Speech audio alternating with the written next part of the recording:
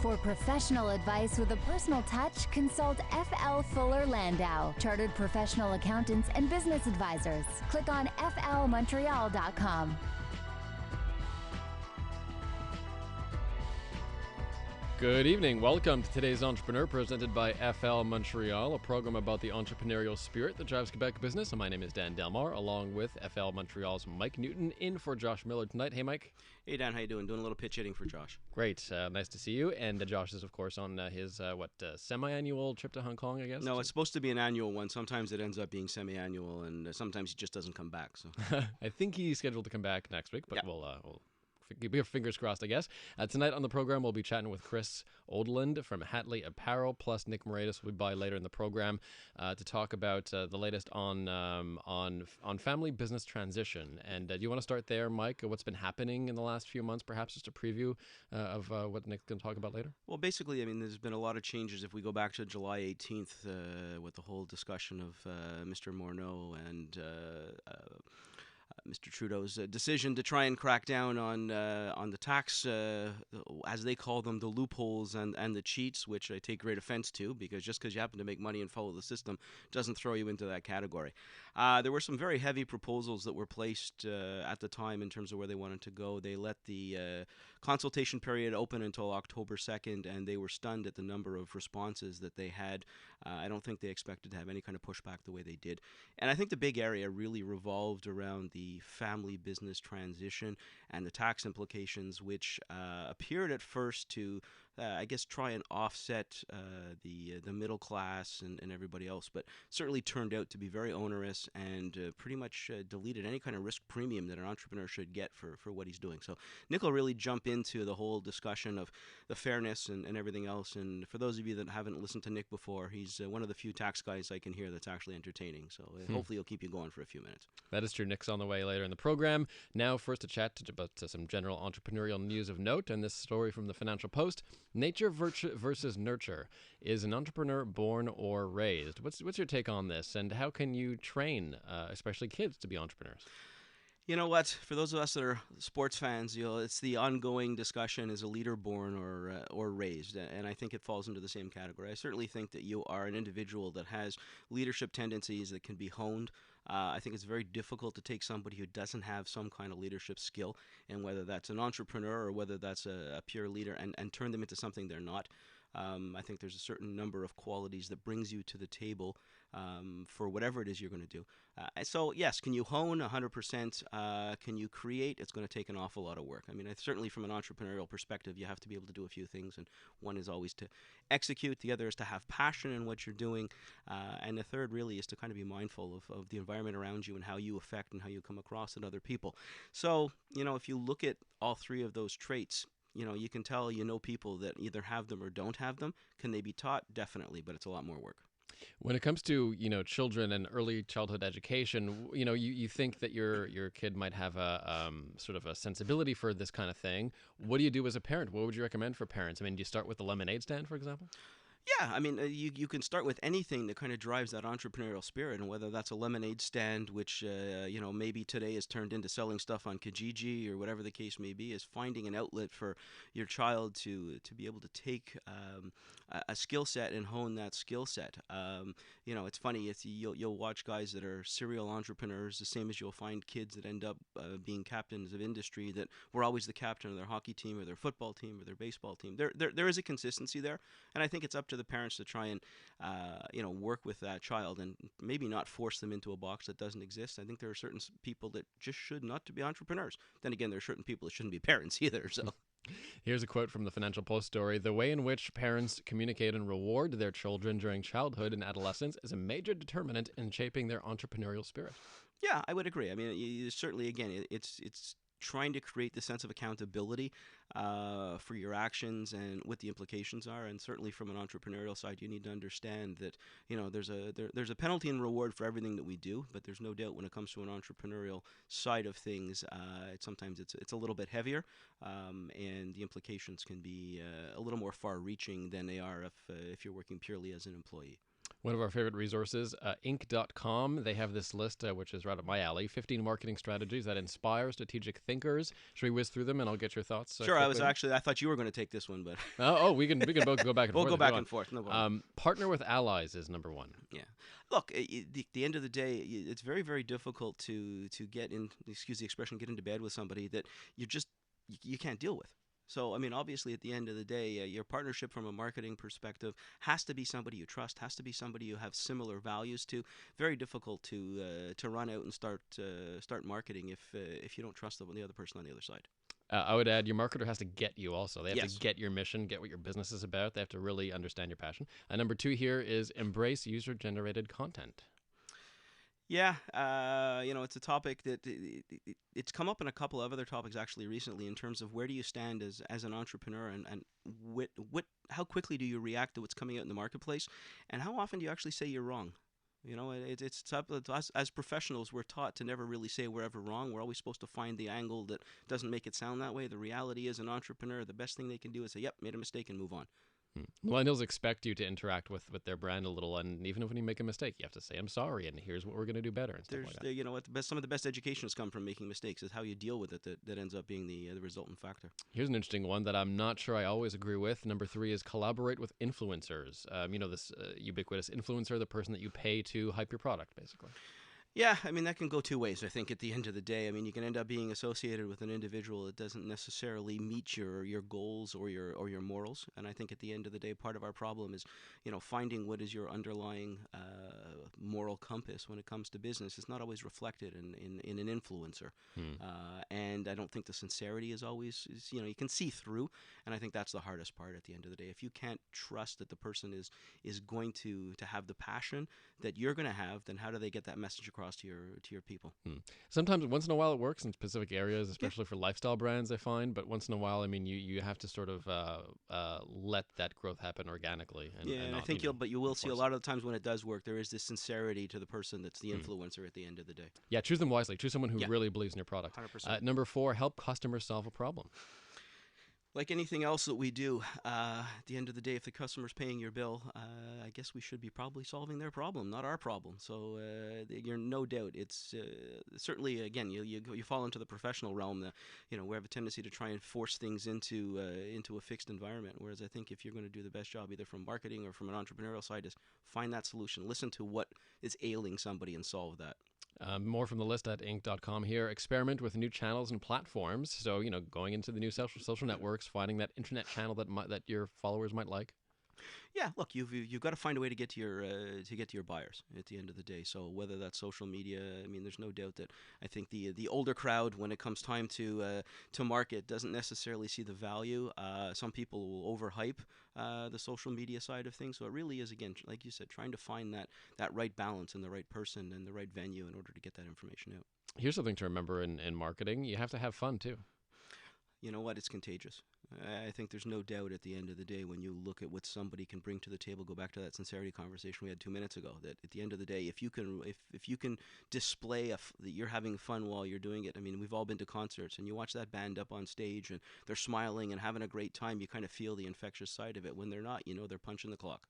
Another one here, use big data to target customers. At what point do you think, how big a business do you need to get before you say, big data is something that I have to get into? Well, I think you can't ignore big data. I think ultimately at the end of the day, how readily you use it in the environment is going to be a subject of what it is, what product you're doing, and what the influencers are at the end of the day. So big data has a place.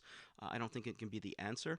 And I think if you're running a political election in the U.S., apparently big data has a little bit of room in there, but that's a whole different conversation. And one more from Inc.com, tell across media stories. So construct your narrative and then tell it on various platforms and make sure people can find you on various platforms. Yeah, I think it's important that the ability to have your message come across in different ways, unless you've only got one type of buyer at the end of the day, your product and your story has to be as flexible as you want your buyer to be. Coming up, we're going to talk about the apparel business with Chris Oldland of Hatley Apparel. He is our profile of the evening. That is up next. Plus, Nick Moraitis on the latest on family business transition and how that could be perhaps a bit more difficult coming up in the coming years. That's on the way on today's Entrepreneur.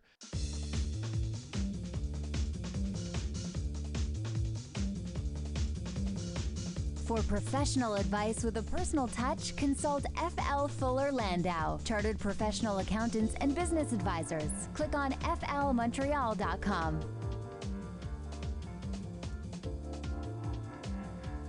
Inspiring stories from outstanding business people, Dan Delmar and Mike Newton, in for Josh Miller on today's Entrepreneur tonight. And let's introduce our guest for the evening. Chris Oldland is of Hatley Apparel. Chris, welcome to CJ80. Thanks for having me. First, a simple question. Tell me about yourself and Hatley. Sure. So, Chris Oldland, went to Western. There you go. There's my business background. And then I jumped into business. So, Hatley was started in 1986 by my parents. My mother and father moved from Toronto to a town called North Hatley. And my mom opened a gift store. My dad became a professor at Bishop's University. My mom then put an art gallery on the second floor.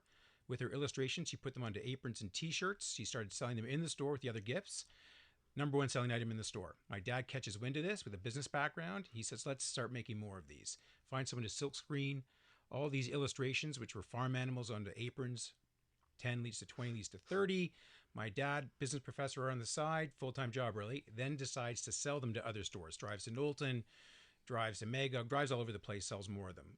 Next thing you know, we're selling aprons and T-shirts with cows and pigs on them all over Quebec.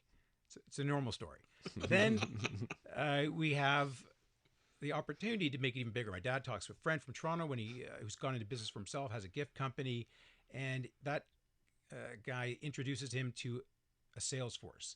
And you can hire a sales force, not full-time, but on commission, and teaches them the ropes, sets up trade show booths across Canada, has these sales people working for him on commission, gives them a couple of samples. Next thing you know, we're selling in Toronto, Vancouver. Fast forward a little bit into the mid-90s, we're jumping into the United States, free trade's going on. We've learned how to make lots of cow and pig aprons by the hundreds, eventually thousands. And I leave Western, I move to the States. I duplicate the exact same model. I go to trade shows, set up a booth, dress up in an apron, hire salespeople, convince them that we're worth selling. They sell to all these different boutiques. And then I leave the business, decide to do something different. I move back to Canada. The business is still growing. It's kind of slowing down a little bit. My parents decide they're not as excited about this anymore. I'm living in New York City. This is 1999. I'm working for a big clothing company in New York. Nick decides to become the designer. That's the second of the three brothers. He had been a documentary filmmaker and a stand-up comic. Brother Jeremy has been working for a couple of software companies, done quite well. Get this phone call in 99. My parents say, we have a little business in Lennoxville, Quebec, roughly 8 people. My mom doesn't want to design anymore, doesn't want to do all the prints. Without the prints, you can't put anything on these T-shirts, these aprons. My brother Nick says, I can do the prints. My brother Jeremy says, I can do the operations. And I said, I think I can put a sales force together again and I can start selling. So in 1999, since we're talking about business transition, this was really simple. My parents said to us, do you want this business? It's free. Free was good. So we took the business and I left New York City. I moved back to North Hatley, Quebec. So from many millions to 800 people. Nick stays in Vancouver, slowly works his way back to Toronto. Jeremy quits his job in Ottawa. And by 2000, we decided to move the business to Montreal. And then the next level went. We started developing children's clothing the customers asked about. Nick turned out to be quite talented, thankfully. And from there, we've grown into a much larger business. We had no stores then. Now we have 25, on our way to 30 this year. We're doing all kinds of different exciting things in different countries. That's where we find ourselves today. We have 2 major divisions. Outstanding. That's what we do. It's kind of a typical Canadian success story, right? Yeah. And all that education that you had from Western has gone to good use, I guess, at this point, right? No comment. As long as no one's from Western academics is listening, we're good. Tell me a bit more about sort of your tie to Hatley, to the place. Did it inspire some of the brand? Did it inspire some of the work? A little bit. I mean, our product is all about having fun. So we started off making these aprons with whimsical animals. And I would say that who inspired us at the beginning? Probably my mom, then the town. My mom was whimsical. She is whimsical. She, great illustrator, always wanted to have fun. All of her themes were with nature found around North Hatley. But at the end of the day, we put funny sayings on the aprons and T-shirts and jokes. And my mother was always whimsical and funny and had an angle. Rubbed off on us, especially Nick. And being surrounded by nature in North Hatley, that kind of helped with all the illustrations that we do come from that place. And the clothing, it's clothing you'd wear everywhere in the summer, on the resort, wherever you go. And North Hatley's that kind of place. So it does inspire somewhat. It certainly seems like there's a little bit of fun to this exercise. I mean, you go back to, like you said, your mom's approach to things, and the question you asked me before, Dan, in terms of trying to get your message across. I think the fun side of what you're doing had to be translated and balanced out with the whole business side. I'm sure not every day dealing with two brothers was always the walk in the park and always fun. I'm sure there's a few exercises along the way that are a little more complicated. Anything in particular that you guys had to learn to tolerate on each other? You know what? I think we're kind of lucky. It was easy, and it is easy to tolerate each other when you're all equal partners. We're all paid the same. We own the same amount of the business. No one's a loose end or a troublemaker yet. My other two brothers aren't here, so I can't speak for them, but I'm obviously the talented one since they're not here to defend themselves. Most easygoing, laid back kind of guy. Exactly. The other two you wouldn't want here, but you've got me. You know what? It's really easy to get along when things are going well. We've never had a tough year. We tolerate each other's mistakes, and we've made some massive mistakes, and we each have one, and we're all in it together. What am I supposed to do? We own a third. Known them since I was born. Get along great. They're very bright. They're talented. I trust them completely. If you make one or two mistakes, what are you supposed to do? We're in it for the long run. And we've been very lucky. Everyone works hard. There's no lack of work ethic around Hatley. So I'll challenge to see, do you have any of your kids or any of your nieces and nephews that are interested in getting into the business? Not yet. We're safe. So let's have this conversation in about 5 or 7 years when the kids are old enough to get involved, and hopefully everybody still gets along. It's amazing though. I think when you look at how when the three brothers and there's a number of clients and friends that have done this, that is always so much easier than trying to pass it on to the next generation. So you've been lucky so far. You got to start looking at whether those kids want to get in there and how you guys need to address, if they do come in, how you want to do it sooner than later. Right. Hypothetically speaking, but sooner than later, just in case. What do you think about the future of Hatley? Do you have expansion plans? Are you looking to markets abroad? Well, we're already in a bunch of markets. So the business is about 65% wholesale. So we sell to other boutiques. So Sports Experts sales, Nordstrom's, Saks. We sell throughout the United States, the UK, Australia. So we're already in those markets on a wholesale level. And I have salespeople selling Hatley and our other division, Little Blue House, every day of the week for us. Then we have 15 stores in Canada. We have 9 in the States, 1 in the UK. So for expansion plans, we have roughly 3 to 5 stores a year for the next 5 years. We just started doing 5-year plans. We got big enough where people started telling us, you can't have 3 brothers sit in a room and just wing it, because that's what's been going on for quite some time. And then, online is huge. You have, the minute you open a website, you have an expansion plan. And you just have to learn the tax structures and the shipping structures and how you go into each market. So if you have all that, you're on expansion. The one thing, then maybe we'll come back to it after the breaks, and we'll go to break shortly, is you found the success story to bricks and mortar. I think you and I had this conversation earlier about everybody seems to be shying away from the bricks and mortar stores at the mall, but I think you may have the solution to this. Chris Oldland joins us of Hatley Apparel. We'll have more on this, plus marketing talk in a little bit. We'll talk about family business transition with Nick Moraitis as well later in the hour. But first, we have a news update on the way here on CJD.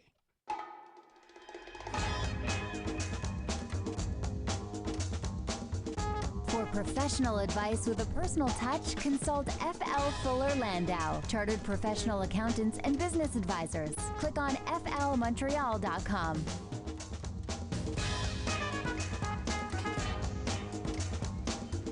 Welcome back to today's Entrepreneur, presented by FL Montreal, a program about the entrepreneurial spirit that drives Quebec business. And my name is Dan Delmar, along with FL's Mike Newton, in for Josh Miller, who is on his annual Hong Kong trip. He'll be back next week. And with us this evening is Chris Oldland of Hatley Apparel. Coming up, we'll chat with Nick Moraitis of FL with the latest on new rules for family business transition. But in the meantime, we're chatting with Chris, Mike, about a family business and about how it's sort of sprouted up from a small their small parents' business and grown to what is now, I guess, a multinational operation. Chris, what about marketing? How do you get the word out there about Hatley? Well, every year you're in business is another year you're getting the word out there. So staying in business is the first everyone seems to think you have to market a lot, and you truly do. But for people to trust you, they have to see you every year in business, whether it's a trade show. You go to a trade show in a market, don't think you did well, and then don't do it again. That just basically tells everybody you're not serious about the market. So if I had to look at the wholesale side of the business, how we get other boutiques to buy from us to put Hatley product in their stores, the first thing is to get the best sales force you can get together. So that means you've got to find the best salespeople in every country you go to, or in several.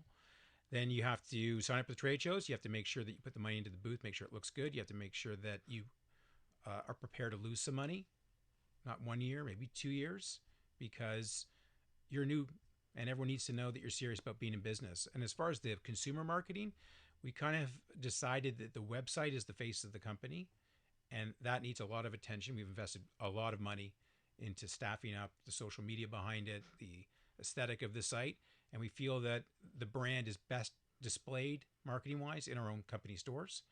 And therefore, we put a lot of money, time, and effort into our stores. And again, we've done a lot of hiring behind that, because this is not something that we planned on doing. This is just something that happened. And now that we realize how successful it is and where we have been lacking, if you will, that's how we consider the marketing of the brand. It's down to stores now. It's down to online presence. The thing I find fascinating is I think you talked to a lot of the younger entrepreneurs, and the thought process of marketing is social media, it's whatever the case is. They seem to forget the old tried and true tradition of getting in front of people face to face. It was funny, as we were walking into this evening, Mark asked us, how many weeks a year are you on the road? And I mean, you've cut it down a little bit, but you still spend a lot of time in front of people. And I think that's as key as trying to build that relationship. I think there's only so much the social media and or email can help get your product out. Yeah, I completely agree. So if you don't visit your customers, someone else is. And whether it's Nordstrom's or Sports Experts or John Lewis in England, even though you think you don't need to travel and it might be the right thing to do to save some money, someone's closer, someone's there. So we made the decision a few years ago to go into the British market. We went to the trade shows, hired the salespeople, and I have to be honest, if we're going to talk about mistakes, I felt maybe I was wasting my time. I wasn't listening to the salespeople. I cut back on some of the marketing initiatives that we're doing at the trade shows. Sales reps actually all fired me. I got a phone call. The sales reps fired Sales you. reps fired me. They called me up doing saying, something wrong yeah, when. exactly. Yeah. They all got together, 5 of them. They called me up saying, you're not taking this seriously. You're not listening to us. You've stopped coming over. We're firing you. I'm like, this has never happened. Were you serious? So I had to call one of them, beg them to take me back, to then talk to the rest of them. I flew over next week, and I said, can we just have it's almost like an intervention. Sat down, I let them all unload on me. Everything was absolutely right. And it was a learning experience. I got them all back on board. I learned to listen. And we know what, if you're in Canada and you want to go to the UK market and you decide not to listen to the UK people on the ground, what do you expect? That was a learning experience, and I would apply that to everything. So I traveled to whatever customer needs to see me, I'm there. I have other people doing that for me, but I listen to them too, saying, Chris, we have an issue here. Get on a plane, go. That's how it works. The loyalty, certainly the turnovers are huge at buying, the buyers at different companies, especially at the retail stores. Everybody's changing a buyer, so there's very little loyalty there. And I think there's only so much you can ride on your laurels when you come to certainly building those relationships. And face-to-face will go a long way. It's not easy. It's not easy on the family, but I think it's still part of what you have to do. So you mentioned, I guess, the issues caused by being sometimes an absentee boss.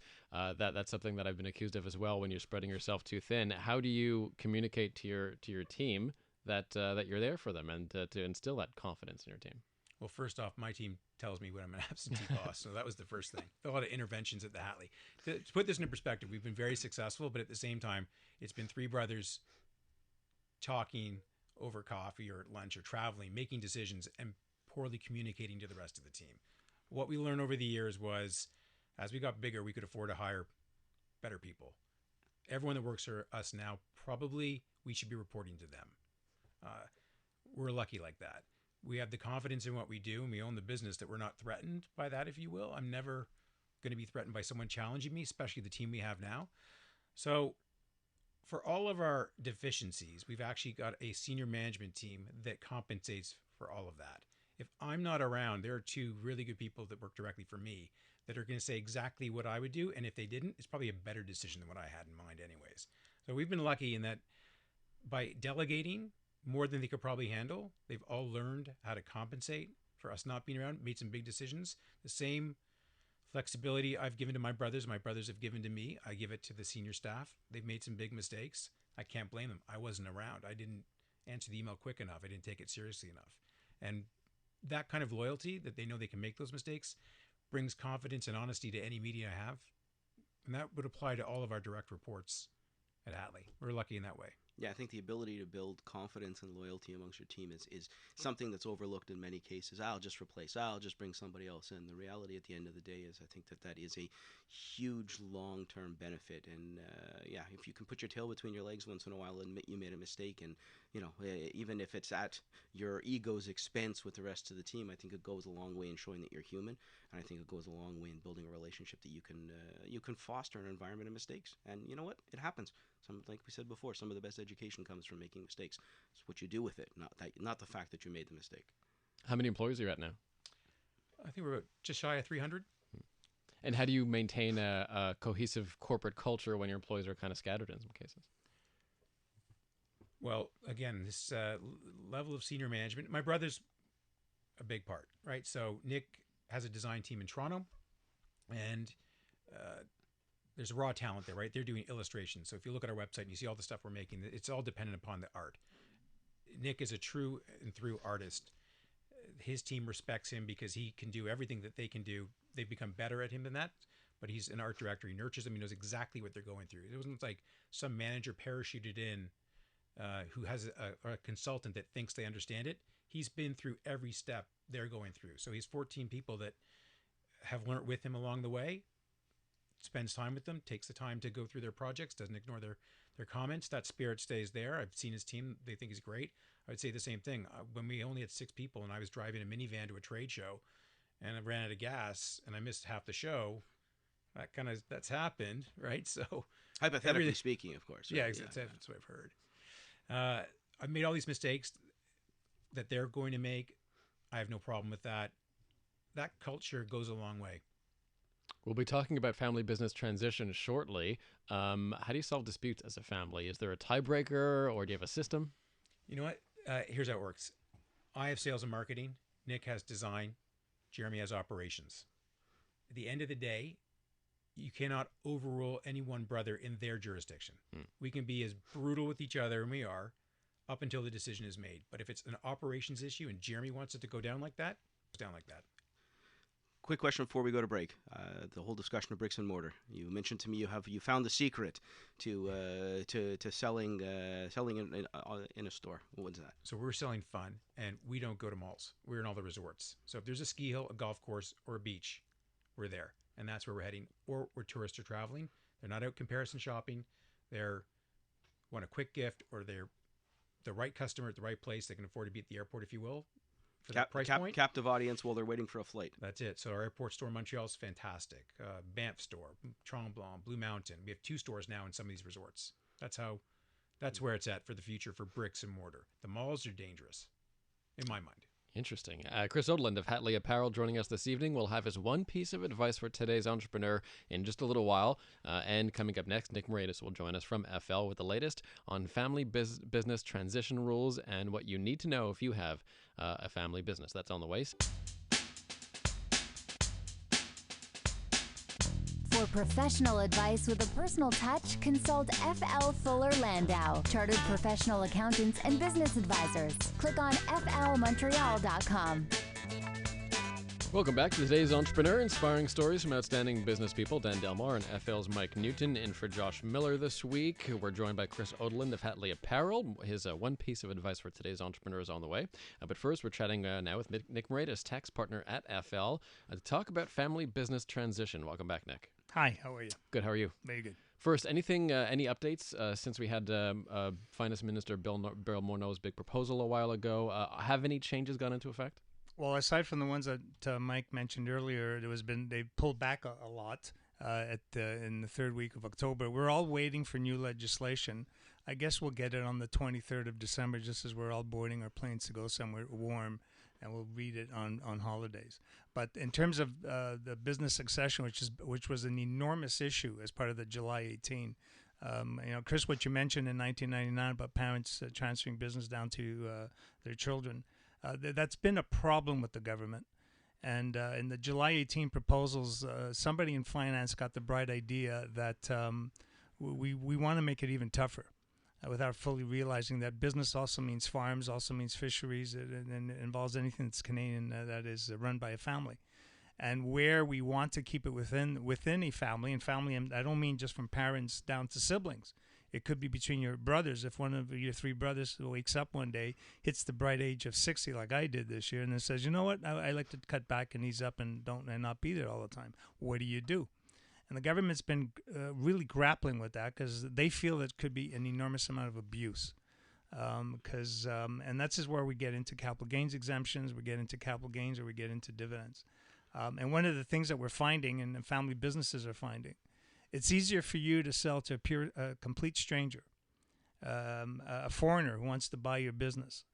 And you can do all the planning you want. You can get your capital gains exemption. You can get a capital gain treatment and pay a lower rate of tax. You can defer your payments out to match the payment schedule that you're going to get paid. It works, and you can do all the planning and bring in the family, etc., to be multiple sellers.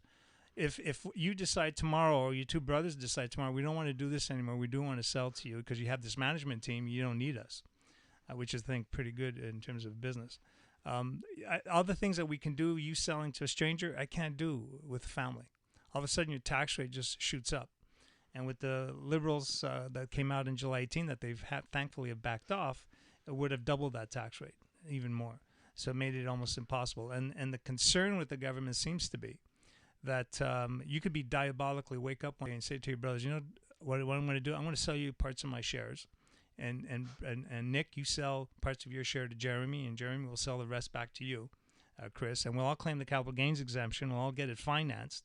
We're laughing. We got a whole bunch of money tax-free in our pockets, and the business is paying back the loan, which is exactly what would happen had you sold it to somebody you don't know. But within the family context, they're very fearful of that. So what they do is they bring up a whole bunch of walls to not allow you to do that. But in not allowing you to do that, it gets very difficult. So now, you selling out to your brother, you're in a capital gains situation if he does it the proper way. If you say, no, I want Chris, I'm selling, but I want my capital gains exemption, you've just caused him to pay 40+% tax to find the money to pay you. So you got to then agree to pay a lower rate of tax, but then he's got to give up something, you've got to give up something, which doesn't happen in arm's length. And that's the issue that we've been having. Well, and I think part of the problem, is there's a tax implication, which obviously we have to be aware of, and there should be no abuse. But the handful of cases that are abused, there's so many others that are legitimate, and it's like everything else we do in our society, where one person makes a mistake, everybody else pays the price. But you just need one, and if it winds its way to court, then this is what happens. Now they're conscious of that, and I think the message got across with everybody who sent in submissions that they're saying, okay, we're trying to find. How do we do this? How do we get you on the even footing between me selling to my siblings or to my nieces and nephews and kids, or me selling to a stranger who's coming out of the woodwork? How can we do the same? How can we do the deal? And they're coming up with all these thought process. Quebec tried, I think in last year they came up with a rule for, I think it was limited to manufacturers. Which, are you a manufacturer? I'm not quite sure. No, not anymore. Okay. Used to be. So it would have been for manufacturers and primary industry, where they're trying to grapple, how can here in Quebec we allow a family transition, and what's the principles behind it? So one of the principles is that the founder has to sell and gone. You're gone. You're out of it. There's no more control. There's no more shares. There's no more nothing. And the Liberals are thinking in the same lines. The person buying you has to be fully engaged in the business, so you can't sell to passive family members. That doesn't work. If there are family members who are shareholders and not fully engaged in the business, these rules don't apply. You can't have continuous votes or influence, even though the company may still owe you a debt because they don't have the cash to pay you. But you can't say boo regarding that. You can't take an action that would suggest that you're still influencing. So there's a lot of very complicated rules here in Quebec, but they tried. They brought it in last year. We haven't seen it adopted. We don't see very many people use it because if you want to get the Quebec tax-free treatment, you get the worst treatment federally. So you're paying a much higher rate in federally, a 0 rate in Quebec, and so the average works out to about a 22% tax rate versus just selling it normally, get a capital gain and pay 26. So for that 4-point differential on your capital gains exemption, you're not going to go through the legal work and getting the contracts to fit into the legislation. Part of my concern relies about this short-term gain for long-term pain. I mean, if you our governments are so hell-bent on balancing a budget or coming close to balancing a budget that we're going to take whatever dollars we can take off the table now, put it in our pocket, and we'll worry about it somewhere down the road, when unfortunately the implications you're talking are great if I sell to somewhere else. Right? I can't keep. I can keep my voting shares if I sell to somebody else, but I can't keep them if there's a family matter. And even with all these income splitting, which is still going through, we're all waiting for new legislation that kicks in 2018. The joke around the tax community is don't go into business with your family. It's a much, and I can tell people you can go out and hire somebody or bring on a new shareholder, a key employee or something like that, or a third party. Get a angel investor in, and the rules all fall apart. You do what you have to do to make the deal, you pay what you want. Bring in a family member, and a whole bunch of rules kick in. Are you paying them fair market value? Are they getting something extra? Then that will get taxed a bad way. Can you sell a little bit? It'll get taxed a bad way. We just haven't come up with something simple to allow families to transition their businesses from one member either down the generation or across the siblings and all that. So very quickly as we finish up, I think that what we're looking at here is made in Canada but owned by a foreigner, and I think that's where we're going to go if we don't start figuring this out. The sad part that's a serious choice between. Yeah, absolutely. So Nick, we'll have you back to explain when those changes do go into effect. Of course. December 24th, I'll be here. So, well, you'll be the only one, but so we'll have you back in January to talk about that. Chris Oldland of Hatley Apparel, as we close the show, sir, what is your one piece of advice for today's entrepreneur? Keep taking chances, keep taking risks. I mean, we've done it all the time. We've had to reinvent ourselves in different ways, always because of a challenge or mistake we made, but we took a risk, opened stores when no one else was opening stores, started women's clothing divisions when we really didn't know what we were doing, but we took a chance, and it's paid off for us. Excellent. Well, best of luck. Congratulations. Thanks for stopping by tonight. Thank you.